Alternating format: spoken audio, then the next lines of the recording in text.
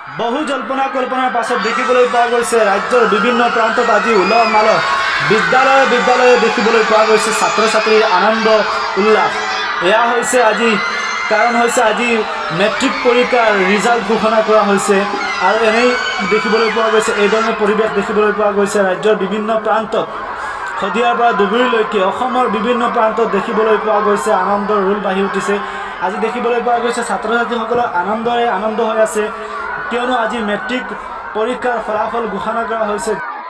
ফাহমিদা বেগম আমাৰ এই বিদ্যালয়খনত হোষ্টেলৰ সুব্যৱস্থা আছে। ফাহমিদা বেগমে মানে খুব কম লাষ্টৰ পিনে আমাৰ লগত যোগাযোগ কৰি আমি হোষ্টেলত ব্যৱস্থা কৰিছিলোঁ। সেইমতে তেখেত ছোৱালীজনীয়ে আমাৰ লগত হেৰি কৰিছিলে, কোঅপাৰেট কৰিছিলে, হোষ্টেলত থাকিছিলে। সেইমতে ছোৱালীজনীয়ে আপোনাৰ আমি মানে যি আশা কৰিছিলোঁ সেইমতে তেওঁলোক 91 পালে। আৰু পাৰভেজ মাৰুফৰ যিটো ৰিজাল্ট আমি আশা কৰিছিলোঁ অল আসামত সি আহিব, কিন্তু সেইমতে নহ'ল। আৰু এই দুজন ছাত্ৰই যদি মানে পৰৱৰ্তী সময়ত মানে চেষ্টা আমাৰ বিদ্যালয়খনে যেনেকৈ চেষ্টা কৰিছিলোঁ তেওঁলোকে তেনেকৈ চেষ্টা কৰে, নিশ্চয় তেওঁলোকৰ হায়াৰ ছেকেণ্ডেৰী ৰিজাল্টত ৰেংকত আহিব বুলি আমি আশা কৰিছোঁ। আমাৰ 100% উত্তীৰ্ণ হৈছে। আমি 27 ষ্টুডেণ্ট পৰীক্ষা দিছিলে, 27 পাছ কৰিলে। তাৰে ভিতৰত দুজন ছাত্ৰই মানে আমি মানে আশা কৰাৰ ধৰণে ৰিজাল্ট নহ'ল। ধৰক আমি অল আসাম ৰেংকত আশা কৰিছোঁ, তেওঁলোকে 1 মাৰ্কৰ কাৰণে অল আসাম ৰেংকত যোৱা নাই। অল আসাম ৰেংক আহিছে আপোনাৰ 96 লাষ্ট যিটো, কিন্তু আমাৰ এজন ছাত্ৰ পাৰভেজ মাৰুফ তেওঁ পাইছে 95।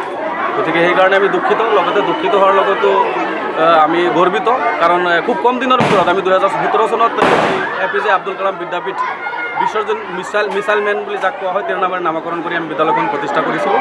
আৰু তেওঁৰ আদৰ্শৰে আচলতে বিদ্যালয়খন আমি পৰিচালনা কৰোঁ। সেইমতে এই বিদ্যালয়খন আগবাঢ়ি আছে। আৰু আপোনালোকে আৰু এই অঞ্চলবাসীৰ পৰা আমি এই বিদ্যালয়ৰ মানে উজ্জ্বল ভৱিষ্যতৰ কাৰণে দোৱা প্ৰাৰ্থনা বিচাৰিছোঁ, লগতে অসমবাসীৰ পৰা আমি আশীৰ্বাদ বিচাৰিছোঁ যাতে আমাৰ বিদ্যালয়খনে অনাগত দিনত অসমৰ বুকুত ৰেংকত আহে আৰু অসমৰ বুকুত আমাৰ ছাত্ৰ ছাত্ৰী জিলিকি থাকে, এয়া আমি কামনা কৰিছোঁ।